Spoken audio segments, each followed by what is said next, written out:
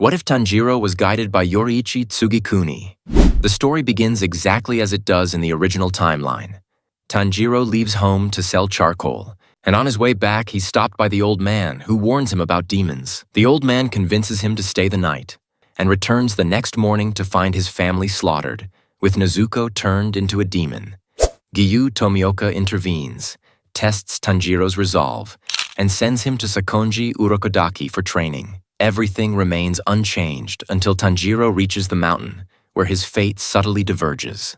When Urokodaki assigns him the impossible task of cutting the boulder, it is not Sabito or Makomo who appears, but the spirit of Yoriichi Tsugikuni. Rather than overwhelming Tanjiro with power, Yoriichi guides him through perfect posture, precise breathing, efficient swordsmanship, and the foundational principles of sun breathing. With this guidance, Tanjiro cuts the boulder far earlier than expected and enters final selection already walking the path of the sun, leaving Urokodaki unsettled by techniques he recognizes but cannot explain. Final selection becomes far less deadly for Tanjiro, as ordinary demons pose little threat, and even the hand demon is defeated without pushing him to the brink. His early missions against demons like the Swamp Demon and Drum Demon unfold similarly to the original story, but Tanjiro is noticeably calmer, sharper, and more controlled, constantly refined by Yoriichi's quiet guidance. Despite this growth, Tanjiro is still powerless during his first encounter with Muzan in the city, as chaos and civilians prevent any real confrontation. Muzan immediately creates a new demon in the middle of the crowd. With so many people around and buildings everywhere, Tanjiro isn't strong enough yet to even try to fight him. The true turning point comes at Mt Natagumo, where Tanjiro faces Rui. With Nezuko trapped and his life on the line, Tanjiro fully aligns his breathing, awakens the Demon Slayer mark naturally, and executes refined sun-breathing techniques, decapitating Rui almost instantly. This decisive victory leads directly to the Hashira meeting. Just like in the original, the Hashira question why he's traveling with a demon, and things play out the same up until the moment Sanemi tries to hurt Nezuko. This time, however, it doesn't go that way.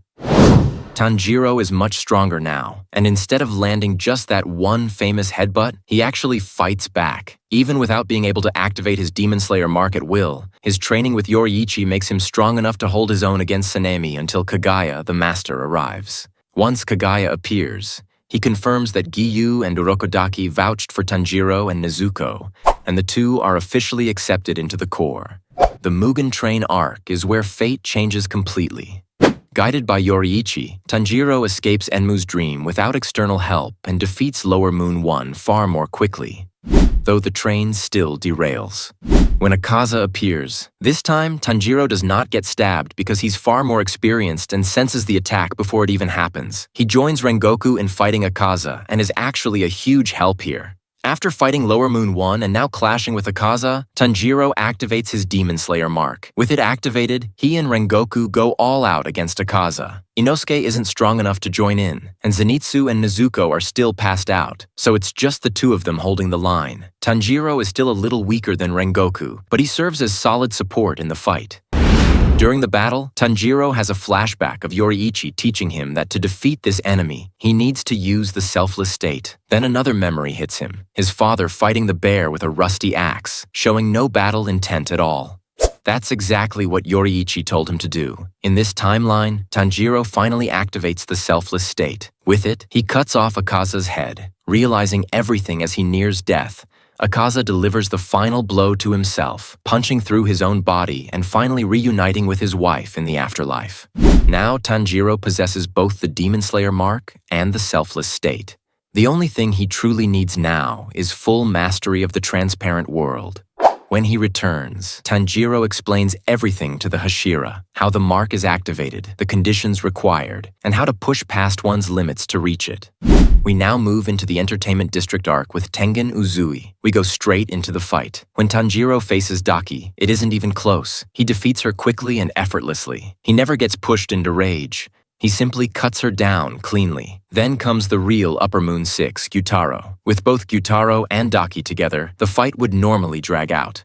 But in this timeline, Tanjiro's selfless state makes him incredibly powerful. He holds his own against Gyutaro until Tengen joins the battle. Once Tengen is in the fight, it's basically over. With Tanjiro's support, they kill Gyutaro and Daki far faster. Because of this, Tengen never loses his arm. With Nezuko healing the poison, both Tanjiro and Tengen are fine by the end. This makes the Entertainment District arc much quicker and easier, and most importantly, Tengen doesn't retire. He stays active, meaning he's present for the final battles as well.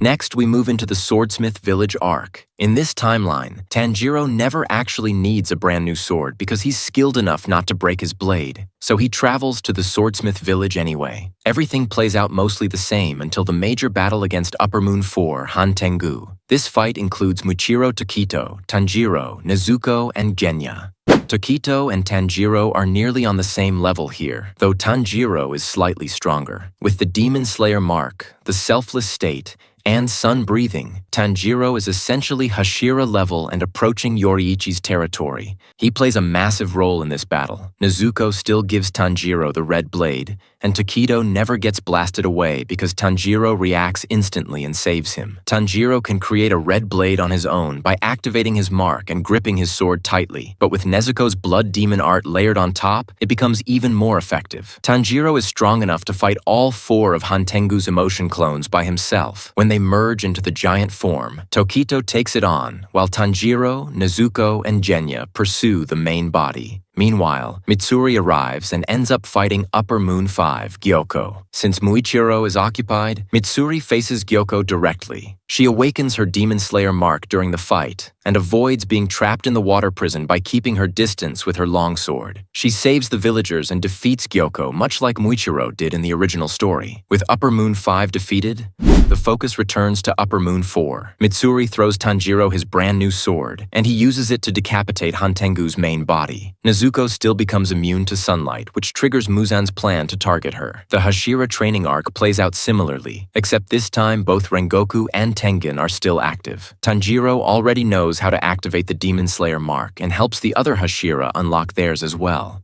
When Muzan attacks the Ubuyashiki estate, the head of the family sacrifices himself, setting the final battle into motion. Muzan traps everyone inside the Infinity Castle, beginning the Infinity Castle arc. The side battles play out with Zenitsu defeating Kaigaku using his 7th form, and Nakame being countered by Yushiro with support from Mitsuri and Obanai.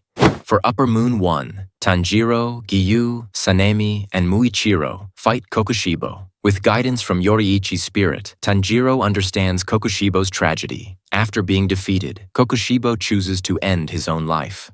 For the Upper Moon 2 fight, the lineup is Shinobu, Kanao, Inosuke, Rengoku, and Gyomei. Shinobu once said that defeating Doma would take the equivalent of 3 Hashira working together. Here, they have more than enough. With Gyomei's raw power, Rengoku's speed, and Giyu defensive style, plus Kanao and Inosuke backing them up, Doma stands no chance. This time, Shinobu doesn't need to sacrifice herself. They overwhelm him and kill him outright. Muzan realizes that Nakame has been controlled by Yushiro and kills her on the spot, collapsing the Infinity Castle and initiating the Sunrise Countdown arc. Tanjiro, now nearly on Yoriichi's level and guided by his spirit, masters the transparent world and strikes all of Muzan's hearts at once. With all the Hashira alive to support him, Muzan is defeated quickly. Tanjiro never becomes the Demon King. The only Hashira to die is Gyomei, who passes peacefully due to the curse of the mark. The rest live on. Mitsuri and Obanai's love story flourishes. Giyu and Shinobu grow closer. Muichiro survives and preserves his bloodline, and Shinobu's legacy continues as well. Overall, this timeline results in a far happier ending for Demon Slayer. So that's it for today, guys. Thank you for watching, and please don't forget to like, share, and subscribe.